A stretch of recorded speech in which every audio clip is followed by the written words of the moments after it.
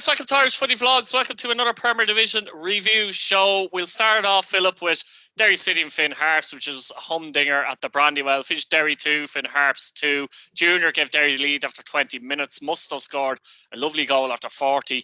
Rainey then gave Harps even the lead on 62. And there was a bit of drama at the end with Thompson scoring after 90 minutes. Thompson and McGinley were then sent off in a bit of a kerfuffle after that. So good Northwest derby, had a bit of everything. It was great for the neutral. The stream was dreadful, Philip. It was very grainy. And I find it difficult when the stream is bad and you know the result, it's even worse. Do you see what I mean? Even though it was a humdinger, just kind of annoyed me a bit. But I did actually get through it. But fantastic game.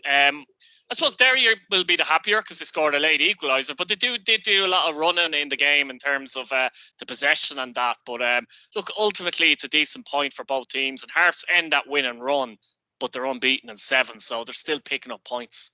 Yeah, and I suppose I look back at the highlights this morning, Keith. I thought Harps were excellent in the game, from what I watched, anyways. You know, like obviously they'll be kicking themselves. They conceded late in the game, but if it's 2 or 3 years ago, Derry win the game comfortably, in my opinion, you know. And you just have to give credit to them. Like, and I think there was a time there this year where everyone was questioning Ollie Horgan and whether he should be there anymore, you know. But I think he's answered back to that completely.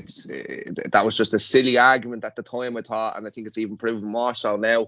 And like Keith, let's be honest, the results this weekend, the league has been blown wide open. Like for Europe, the run for Europe is just, anyone could do it now at this stage with the way results are going.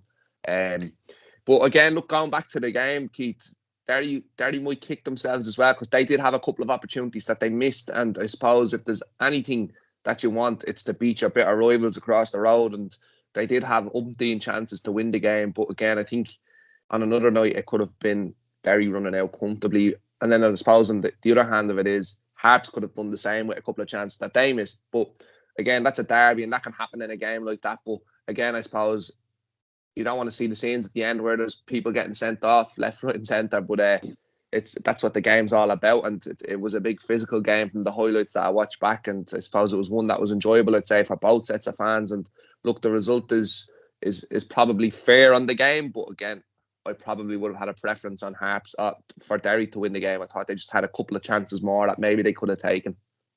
Yeah, with the results around them, it's still a point gain for Harps. But they'll be disappointed with that late goal because the way they gave it away, the ball was just bouncing around the area, and they just, like, they were not. It was like foot tennis in a way, like with Derry. It was coming back in. They were kind of half getting rid of it.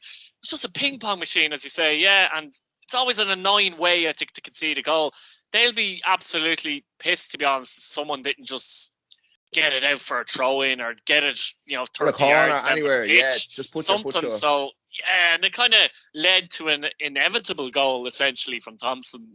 Yeah, and look, I suppose, Keith, the other side to it is, looking back on it, you have to give credit to Derry because they kept going right till the very end, and even when the ball's pinging around and nobody knows where it's gonna go, someone's still anticipating that it's going to fall to them. And obviously Thompson did, and he stuck it in the net, and look, I suppose the way you have to look at it is, Keith, is when things like that go your way, you need to realise maybe we've probably got one here tonight. Maybe it's a point gained rather than 3 points lost. You know what I mean? Because as I said, I thought Derry could have won the game, but it just didn't seem to happen for them on the night.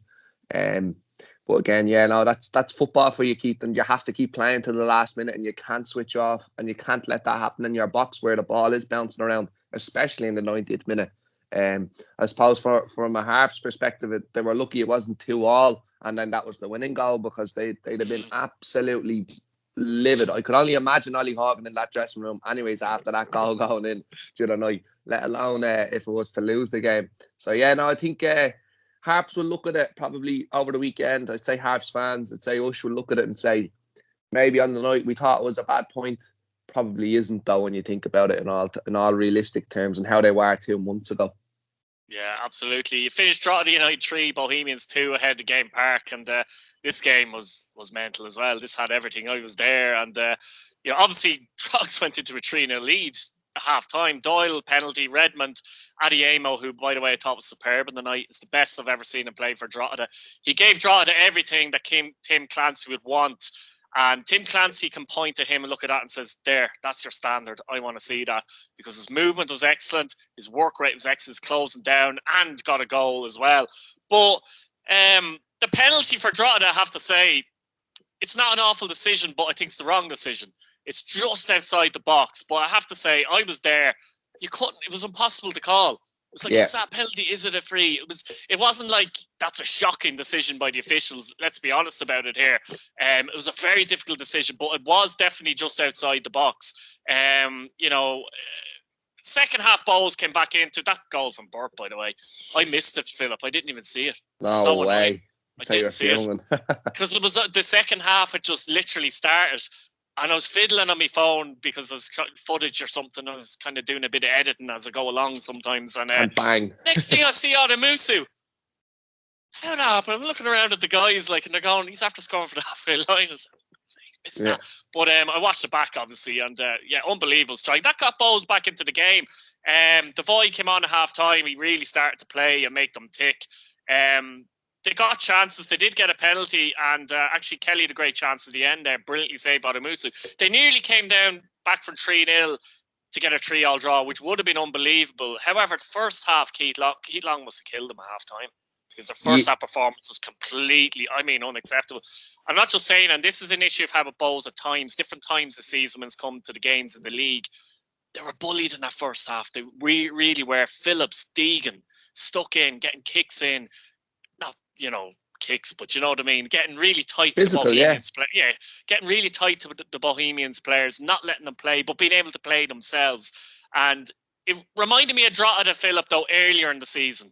It's difficult for them to keep up that pressing all season, but it came back in spades the other night. And overall, look, they did deserve to win the game, and you can't go 3-0 down at half time really and expect to get back into the game, although Bowes did try. You seen it yourself, did you? Yeah, I watched the back heat yesterday after my own game, and it was, what a game, what an atmosphere. I tell you now, Keith. Yeah, that's another thing. You mentioned it earlier on to me, and I could not agree with you anymore. So I just thought it felt normal.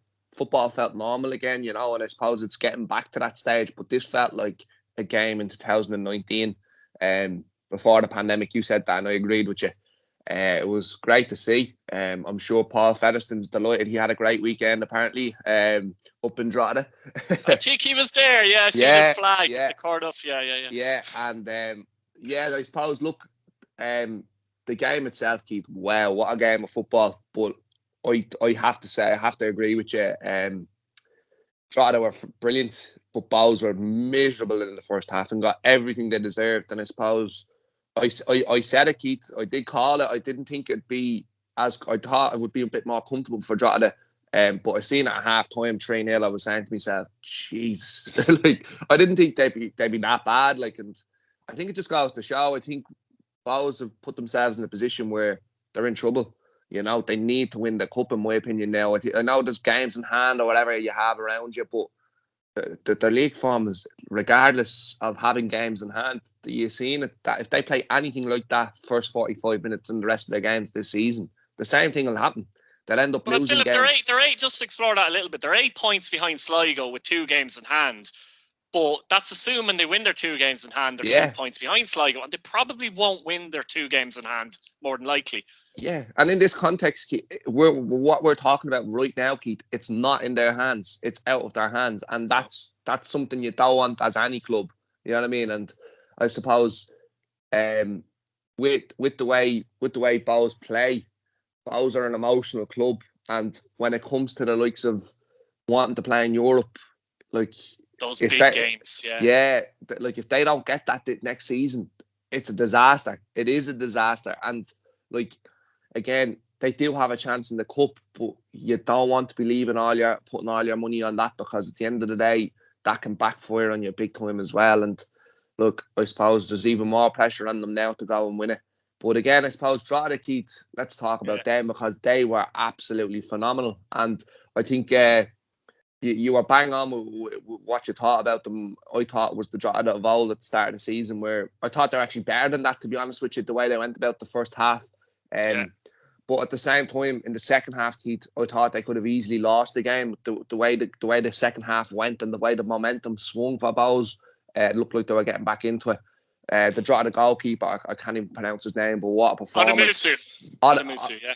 Adamusu, what a performance! I thought he was phenomenal. Look, you can turn around and question about the goal from the halfway line or whatever, but it takes a lot of courage to turn around then and go and put in the performance he did in the second half. And I know we conceded again, but I just thought he was excellent. And same with the lad up top, Keith. Again, I thought Adamu. I actually thought that was the best performance from a centre forward all season in the league. That's how good I rated that performance, Keith. I remember being up there a few weeks ago with you, Keith, and we just said it. We said they need someone that can do that and get involved and hold up play and bring players into the game. And he done everything that I said that they needed that week when I was up there. He just showed Philip what he's capable of, you see. Yeah, Keith, and there's no reason now why Clancy won't get on his back, like you said, and say, look, this is what I want. And I'll be honest with you, Keith, they have, it's like, I can't remember the gap now at the moment, but they have an outside chance. And if they can keep that form up, they're banging with it, like, do you know what I mean? And I wouldn't rule them out. And look, Keith, when you look at it overall this season, they probably do deserve to get into it. Look, they've had their bad spell, but everyone around them has had their bad spell as well. But the thing is, when they've been good and when they've been on it, they can beat any team in and around them in the league. And that just goes to show how competitive it is this year, because at the end of the day, I think we all thought, look, they won't. We didn't think they'd go down. I don't think anyone thought Drogheda would go down in a sense. I think, Philip, they've too much fight in them as well. Yeah. They obviously had a bit of a buffer over the likes of your Harps and Waterford and Dundalk, but I felt that they could get through it because there's a lot of fight in that team and in that club, by the way. We get on to another team later in County Loud that I don't think you can say the same thing for, but yeah, I just think they have that in spades, and that's the reason why I didn't think they'd probably get dragged down into it. You say outside chance of Europe, but all they can do is keep trying to win matches, have a good run in, and see what happens from there. Yeah, Deegan needs a mention as well. He was phenomenal in midfield. I thought it was one of his best performances in a long time as well. Just a little note on that for you before we move on. Oh, absolutely. No, I agree 100%. We'll move on to Sligo Rovers, who beat St.Patrick's Athletic 2-0. And this result didn't do Bowles any favours either, has to be said, because Kenny scored a penalty after 3, the freeze after 44. This was a massive win, though, for Sligo. They hadn't won, it's either 66 or 69 days, Philip, which is ridiculous to think. And it's a huge win, because with Derry drawn, Bowes losing and Bowes having the games in hand, massive win for Sligo. A lot of people may not have seen it coming, but you know, when you don't win it so long, you're thinking they're going to win very soon. They have to. They have too much quality, and we did see that in the game. I think some people think the penalty was soft. I think it was a penalty. Yes, Mahon goes down easy, but what do you expect? Barrett gets the wrong side of Mahon and does pull him back. So, you know, it's a penalty. And to be honest, they were unlucky not to get another penalty after that. In fact, Barrett done a better job of pulling them down the second time, it has to be said.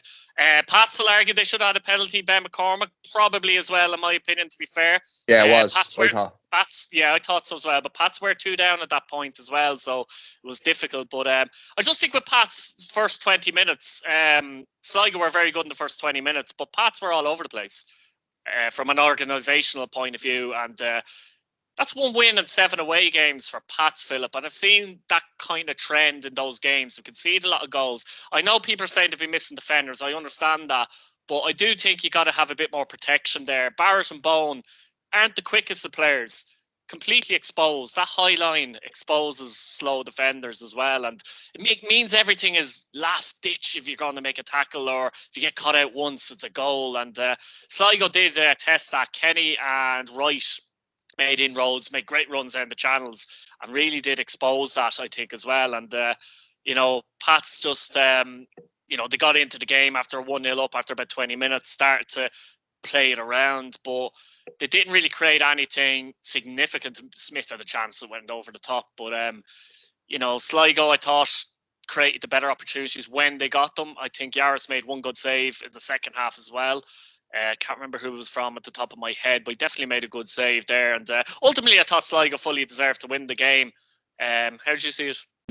I thought that on the night, Pats knocked the ball around well, but it's the same for Rovers. You can't knock the ball around well and not penetrate into the final third and create enough chances to score enough goals. Like, do you know what I mean? It's as simple as that. You can have the ball and play fancy football all you want, but when it comes to it, like, you know, when the cookie crumbles, you need to have someone that's gonna create chances and score your goals. And just Pats didn't look like they had that on the night. Like, you know, like it's not a nice thing to say, but you don't like to see a team playing pretty football losing a game like that the way they did. But Sligo You are very... can't, though, Philip, you can't hand the team a goal, essentially, after 3 minutes. That's what they did, like. Yeah, and suddenly you're on the back foot, aren't you? And that's the issue I have with some of Pat's away games lately. As I said, 1 win the last 7 away from home for a team that's second isn't great. They've conceded 2 and 3 goals in a lot of their games away from home. And I have seen some people online, Pat's fans online, saying they've no cutting edge. They are the top scorers in the league. I know you mightn't say they've a striker that's going to score all the goals, but they are the top scorers in the league. The biggest issue is they've leaked a lot of goals, and away from home, they're actually 6th in the table. Their form, their you know, ranking, if you like, they're 6th in the table away from home, which isn't good enough. And if you're leaking a lot of goals, you're putting a lot of pressure on yourself to get back into games, especially away from home when it's more difficult when you go behind early. Yeah, and I suppose, Keith, with the way things have went over the past few weeks for Pats, I think this result was coming. I did, you know, you said not many people thought Sligo would win, but I did say Sligo would win in the preview. I thought they would. I didn't think they'd lose every game from now till the end of the season. Yeah, and exactly. I just thought that this was a game they would win.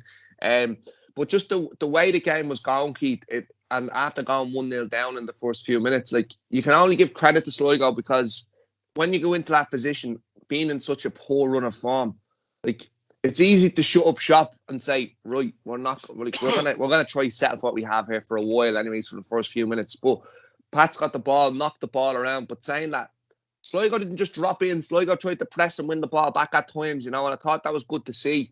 I'll be honest with you, it wasn't my favourite game of the weekend to watch. I just thought it was a bit scrappy at times, and although Pat's had a lot of possession, I just think, as I said, they didn't do much with it, you know, and that can sometimes put people off watching games when it comes to that. Like, and it can happen with Rovers sometimes where they're knocking the ball about and you're saying, Jesus, come on, do something, like, you know. And I just felt that's what happened in the game. But then again, obviously, the penalty, we've already discussed that. I thought it was a bit soft, but if there's contact, you go down. And I've looked back and I've said to myself, if I'm in a position and I'm the centre forward and someone pulls me down, or if someone pulls me, even if it's light, would I go down?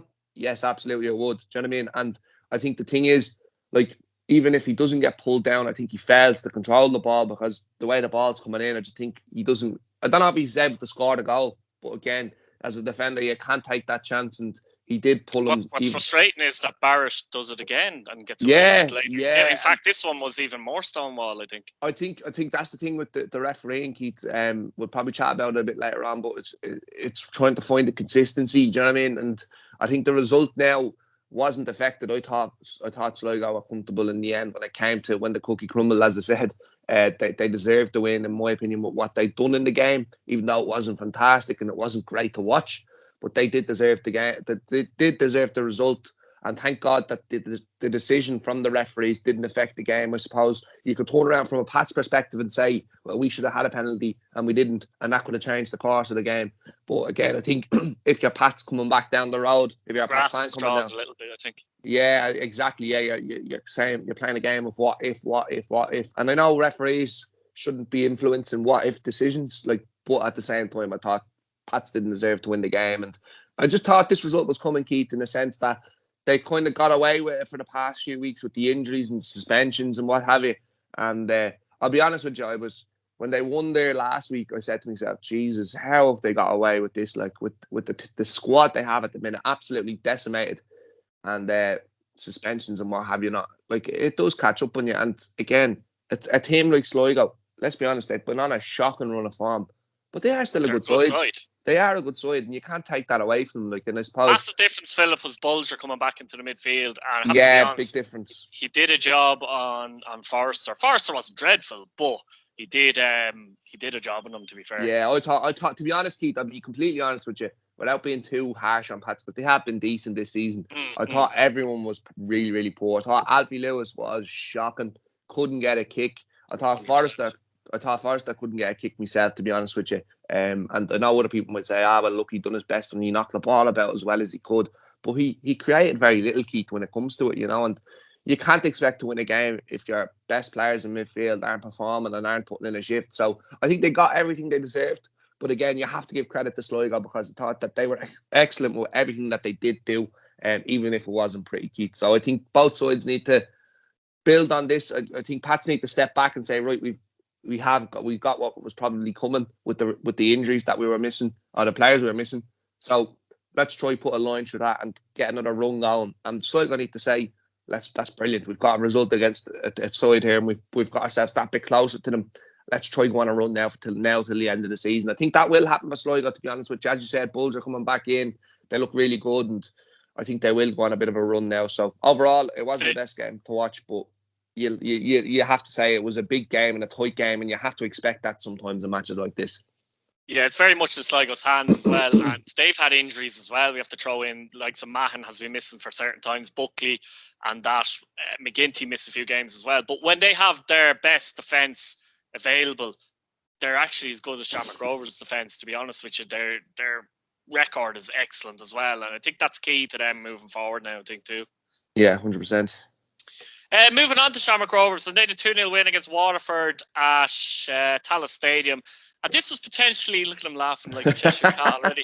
This was potentially a banana skin. I genuinely felt Waterford could nick a point here, but Rovers really did. It was a bit of a statement result, I thought, because they performed very, very well.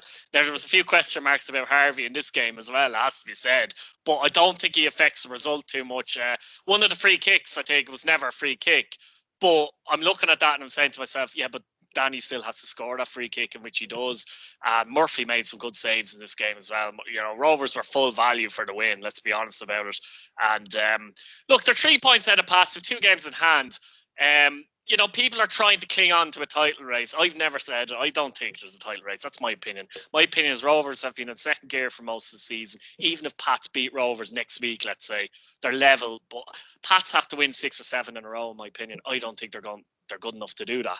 But without getting too much ahead of ourselves, yeah, really good performance by Rovers. Important 3 points. And obviously with Pats losing, a very good weekend.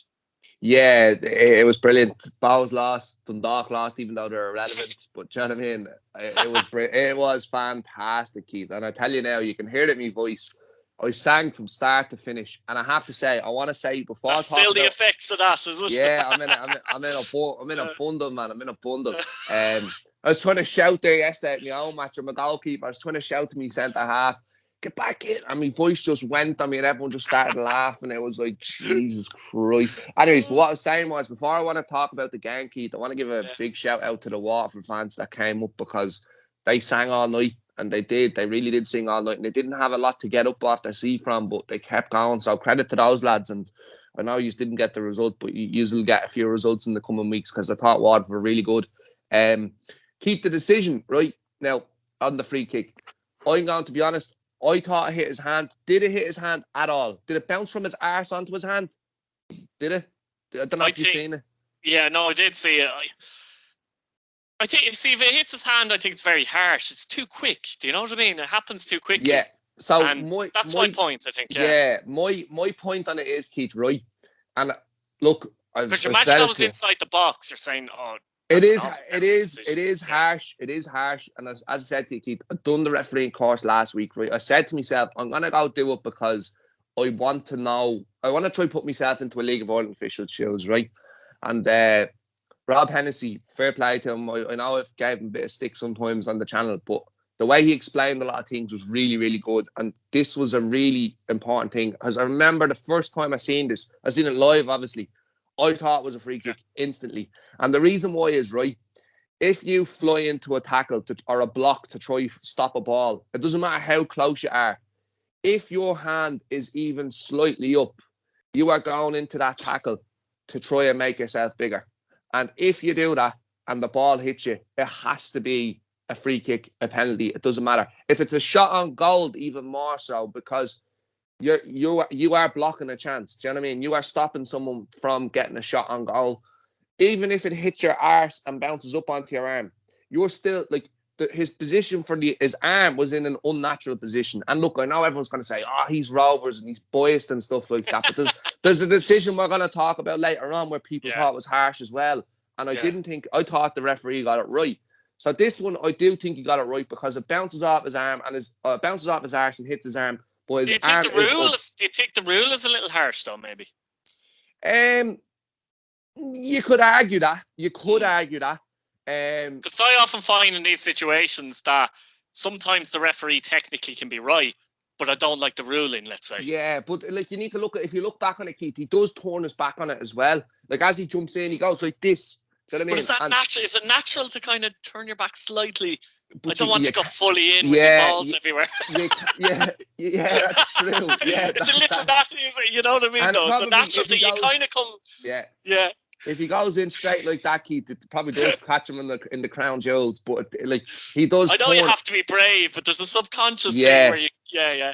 And I suppose if you're brave, you go and you're looking at the ball constantly. You don't take your eye off the ball. And you know, if you take your eye off the ball and your arm is elevated, even if you mean it or not, you're still denying someone a chance to take a shot, and therefore it is a free kick or it is a penalty. I thought the referee got it right, and a lot of people did say he was very poor. I think he got one decision wrong in the whole game. You know, I think one of our players could have easily been sent off. Like it could have been one of our players or a Waterford player could have been sent off for a tackle. Came from about 10-15 yards, really, really harsh. Ball wasn't going anywhere. I can't remember. I think that's what it was anyways, but I thought overall he had a good game. And look, fans and people are going to react in the comments saying, he's only saying that because he's Rovers. But I think even with the Waterford fan reaction there the other night, I think they accepted that they weren't good enough to win the game, Keith. They didn't do enough to win the game, and you said it as well. I think he said a goal was coming anyway, kind of a thing. And yeah, exactly. It's a bit like the Pats thing with Ben McCormick, like, 2-0 down, and Pats weren't really in the game and stuff like that and things like that. There's an element of that as well. You just feel, as he said, that Rovers were going to find a way somehow to get a goal, and he still had to score that free kick. That free kick still had to be scored. It's not like, here's the ball and it's not a penalty, so there's a lot to do from there. Yeah, and look, it's a brilliant free kick. And people can turn around and say it's poor goalkeeping. It's not poor goalkeeping. It's struck very well. And as a goalkeeper, right, when there's a free kick in that position, there is nothing worse than having your wall set up, 4 or 5 lads, whatever he had in it, and sitting yourself right across the other side of your goal on the far post saying, right, if he hits this well, I have to get there. I have to get there. And there's no question about it. But you always want to give yourself that little step because you're thinking that can be the difference between me saving it and it being a brilliant strike. So that's where I think he puts that decision. I think he does leave his far post a little bit exposed, but it's a wonderful strike, and he hits it with pace. He hits it really, really well, and that's the difference. You know what I mean? If he doesn't hit it as hard and it does go in, you say, Jesus, Murphy, you got it terribly wrong. It's also fair to say Murphy had a good game anyway. He did, Keith, and he made a fantastic save to Mandrew as well about 5 minutes beforehand. And I remember when he saved it, my face, one of the lads said to me afterwards, he was like, you were just like, because I was like that, I'd done that, and then I turned away and I looked at him and was like, how has he kept that out? Because it was such a good save. And I don't think it got enough recognition from anyone, to be honest with you. I think it was just like, Jesus, it's the corner for Rovers. I think that had to be, as a goalkeeper, you love to see those saves. Obviously, it's when it's against your own team, it's not great, but it was a fantastic save. And overall, I thought he was brilliant. But let's talk about the man of the moment. Gimme, Mandrew after midnight. Won't somebody help me chase the boys away? Tell you one thing. What a performance. I couldn't believe how good he was. He could have had 4. Best performance in a Rovers shirt, do you think? Overall, yeah. He made everything happen, Keith. I just thought that's something that he doesn't do sometimes. It's moments, but I think he was heavily involved in the actual play of the game, along with the 2 goals. Influential, Keith. He was man of the match, deservedly so. He was fantastic. And I tell you one thing, Keith. I think the best thing to happen to him was those Bows fans giving him stick, because I think he came away from that saying, right, let's go. I'm going to show you. And that looked like it. Focus on your football, I'm telling you. Yeah. He has the ability. Focus on your football. And I tell you now, Keith, if Keith Long was offered him back now, I said it about Manus, and Manus went out and had a howler. I tell you now, if he was, I'm telling you, this is not going to happen. If Mandrew was offered back to Bows, Keith Long would snap your arm off, because the way he's playing at the minute. by God, he looks a different animal. He looks so determined, and you said it, he's focused on his football, and I just think things are going right for him at the minute, and I think when he gets his hands on this medal all going well, Rovers win the league, I think it's going to push him that little bit further and say, right, I'm at to win the league. What will I do now? I think he's going to step up in Europe next year, all going well. Obviously, he stays fit.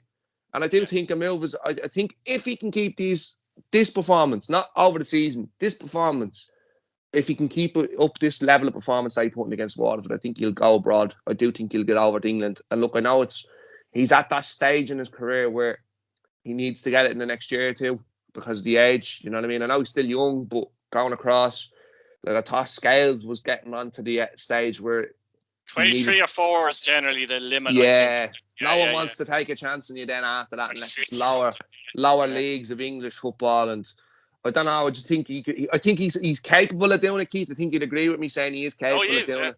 And that's what annoys me about him sometimes. Yeah, Keith. And I suppose the thing that I came away from, I was talking to an elderly gentleman from Rovers. I don't know his name, but lovely man. And he'd always stand outside the ground after the match and talk about Rovers and about Milltown and stuff like that. I love everything about him. But I caught him on the way out there during the night, and I said to him, I says, what do you think of Danny? Like, and he says, do you know something, son? He says, of all the players that I've seen come to Rovers, even though they struggle, and sometimes Mandrew has struggled, he still scores goals. And he says that's a big thing for a player. You can play poor in a game, but if you're scoring goals, that's what's important. And the fact he's come tonight and he's done that, and he's actually put in a performance that we expect of him. He says that's a bonus. Do you know what I mean? The fact that he was getting goals, he wasn't putting in those performances. You turn around and say, Grant, he's been an influence. He hasn't created too much, but he's got those goals. And not many players have done that at Rovers, Keith. You either come, you do well, or else you're out the door and you haven't done well, and before you know it, time's gone. But I think Mandrew struggled at the start of the season, got his goals, still kept himself relevant, and now performances are starting to get slightly better. And I know the past couple of weeks Rovers were poor. Like, you need to make sure I emphasise that Rovers were poor the past few weeks. But prior to that, Mandrew was just starting to hit the boil, and he was doing things right. But then again, I think Europe and all caught up with us, Keith, and I just think that now with having such a poor week, getting knocked out to those other idiots, I think that kind of puts into perspective that we need to win this league now. And obviously, I think we will, and that's kind of where we're at. But I suppose Waterford, Keith, very briefly, I thought they were excellent defensively. I thought they were really, really good. They were tough to break down. I know we had a couple of chances in the second half, but I think that's because Bersham tried to go for it. And I was really delighted to see that, and I think he has been a breath of fresh air to Waterford, and there's been a couple of lads that he's brought over, a couple of experienced heads, and I think there's the young lads as well that are starting to step up, and there's a bit of a spark. Quite a few players have come through we talk about the players to bring in, but the likes of Dara Power has come through the ranks, Griffin, O'Keefe. Now, they're not always very consistent, although Power is, in my opinion, but the other two maybe not so much, but they have that mix there. Yeah, they do, Keith. And I suppose they were unlucky not to get a consolation during the night. They had a couple of chances, flashed a couple of balls across the goal. And I think they would have been deserved of a goal, if I'm honest with you. As I said, I don't think they did enough to win the game or even get anything out of the game at that, because I thought the first half they were kind of poor. Without Rovers being excellent, they were poor, I thought, in the sense of going forward. That is, defensively, they were on it most of the night. But again, I thought they got a bit tired when it came to the goals. I thought defensively, they just kind of took their eye off the ball a bit, and that's why we conceded, or why they conceded, rather. Last couple of minutes, as I said, they did go for it. Maybe they could have got a goal, but again, it just what didn't happen for them on the night, Keith. But they've been excellent the past few weeks. Let's make no doubt about it. And they will pick up a lot more points before the end of the season. I've no doubt in my mind about that. Europe, whereabouts are they in the table? I don't think they're close enough, are they? No, they won't get there. No. They're 29 points, Sligo 42, and even if you were to get fourth, Derry are on 38. It's just the fact that there's a lump of teams ahead of them as well. Yeah, I suppose they'd be kicking themselves, Keith, because maybe if they have another 7 or 8 points, you'd fancy them, because like they are a good side, Keith, and I think people have recognised that Bertram's come in and done a good job, and he has. But individually, I think they've got a couple of nice, tidy players, and I think next season, if they can start right, they will push for Europe, and I've no doubt they will be competitive. all the best to them. They were unlucky on the night. They were second best on the night, let's be honest. But they're a good side, and I think they've offered a lot more than a lot of other teams have come into Tala. I think it's vital to keep on to most of those players for next season, something they've tended to struggle to do. But I think they might, because Bertram's actually on a longer contract. Good news for them. Longford Town 1, Dundalk 0. And I can't remember, but I actually predicted this in the show. Was it you who predicted it as well? Or Keane? I can't remember. Two of the three did. I think it was Keane. I said to a Dundalk fan messaged me or whatever, and I said, the sad thing is, from a Dundalk point of view, I'm not surprised by it. First of all, we get Longford out of the way because, look, it's great for them. I know it's only their second win of the season, but that's kind of the point. To get a win, I know it sounds patronising, doesn't it, a little bit? But, look, fantastic shift from them, fantastic performance to put in. What they did. Lee Stacey made an unbelievable save, by the way, in the last minute from Stanton. Unbelievable save. And I tell you, they're going down, but some Premier Division keepers or teams could do with, they could do worse than bringing Lee Stacey, I can tell you that. But Sendon's off in this game as well. I mean, like, Dundalk started off quite well, created chances, but then once those chances didn't come to pass, it's like, we tried for 20 minutes, we didn't score. That's it. Yeah. Longford score, go win it. They settle down. They go 1-0 up. The keeper Yates could do better, to be honest with you. Squirms under him. And Dundalk after that, I don't know. Like, it was just a nothing, like, really, for most of the game. And Longford didn't do an awful lot different to what they have been doing all season, by the way. But they managed to get the win. Dundalk, 30 minutes they had against 10 men. I know they'd only 5 against 9 men, but it comes back to that thing. And you see it there. Now, I said if they lose this game, Philip, I think they're in serious trouble. It looks like now, more than likely, it's probably between themselves and Waterford for 9th. And even with those 2 games in hand, I don't fancy them really. There's no fight there. The players have no fight. I'm going to say it here, they don't care. They clearly don't care. Yeah. It's all right saying they have the ability, but why are they 9th in the table then at the business end of the season?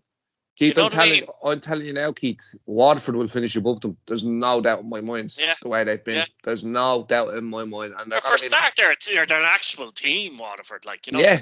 Dundalk aren't a team. I don't give a shit how many good individual players you have. It's just not there. I mean, Vinnie Perth as well, like, it's a strange one because I'm not going to blame Vinnie Perth because I do think personally that I don't care if you had the Pope in at Dundalk. I don't think it makes a difference. The manager doesn't make a difference. But at the same time, it was odd that he went back there when you really think about it. He'd fallen out with half the players. He'd fallen out with half the board.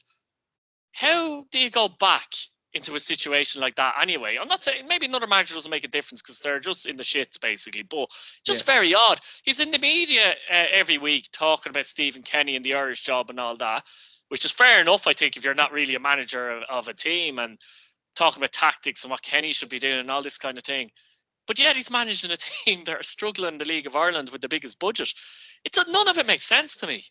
No, it doesn't. But I suppose, Keith, the way I see it is that it's not. I know this sounds really stupid, like, but I don't think it's his team. The players that have been brought in while he was gone. No, it's not. Like, it's not. But even still, like, you'd expect them to be in some sort of way competitive, and they just don't seem to give a damn. They're getting that few pound in their back pocket at the end of the week, and that's the main thing that they seem to care about. And 1 point out of the last 15, so it's getting worse. It is getting worse, Keith. And I suppose they had that little honeymoon period where they did look like they were actually on the turn, and they were looking like they were going to come back and be competitive. But they've just fallen apart, and there's no words for it, like, and they'll get everything they deserve. The players will get everything they deserve. Do you know what I mean? And players probably think coming away from this saying, "Oh, it's grand. They'll tear up our contracts and we'll go to another club." Contracts are out. Apparently, most of their players, their contracts are out at the end of the season. Yeah, and I've seen a few Dundalk fans. Sorry to interrupt there, Philip, saying that some of them are saying if we finish 9th, the worst is going to happen. We'll beat the team in the first division. But will they? They just lost to Longford. I'm not being funny, but Longford, there's teams in the first division probably better than Longford. Yeah, so do they think they're going to care? Like, they're going to actually have to try. You can't. It doesn't matter if you've Huben, Duffy, Nadasad, Yurkovsky. It doesn't matter. These players they're not trying for the club. They're not trying for the badge. I do feel sorry for the fans because some of those fans travelled to Longford and put in a serious sing-song, let's say, even when they were losing. Apparently one stage they were chanting for Longford as well, so supposed to see the funny side. Yeah. And I suppose, Keith, like, I think if they go down, it will be the biggest.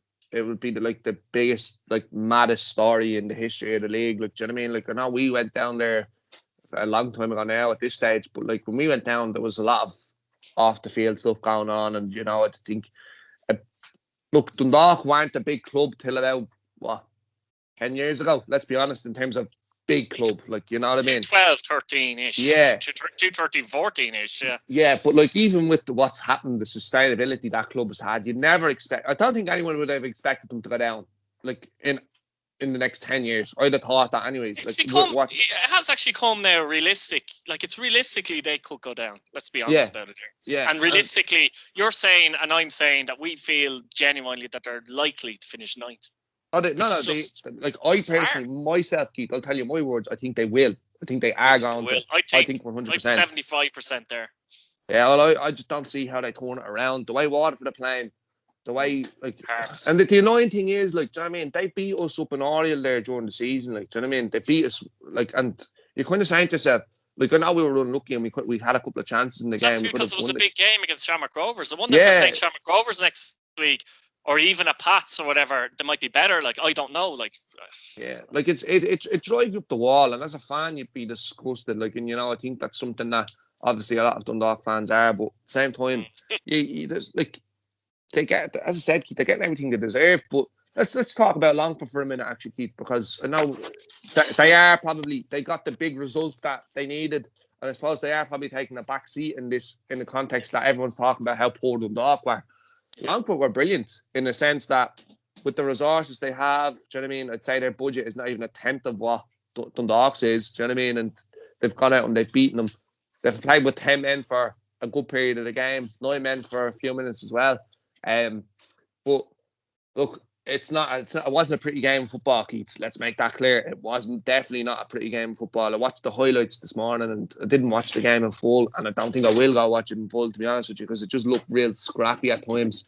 The game should have been over before before Longford had their chance, and it wasn't. They stayed in the game and they persevered, and I think that's something I've seen with Longford a lot against Rovers, but probably with other teams they maybe haven't been so much when it comes to perseverance. So I thought they were really, really good for what they did. And look, they get a bit of fortune with the goal, but you need a bit of luck. And I suppose a lot of things have went against them this season. It was nice to see something go for them. Obviously, a lot of Longford fans are talking about the 2 red cards. We're going to talk about the Meany one, or the Manly one. I personally thought it was an excellent decision. Again, reason why I tried to put myself in the referee shoes. First of all, if he doesn't jump in the way he does, it's a yellow card because he's stopping a promising attack. The Dundalk player is about to run into 20 yards of space, and they could be in a promising position. Hence why it's a yellow. The reason why it's a red, for me, is because there's no intent to play the ball. He lunges. You probably can't see it with the poor pixelation in the video, but I've stopped it. I've looked at it. He does take a lunge, from a distance. Do you know what I mean? So there's intent and there's speed there. He is showing studs and he's above the ankle.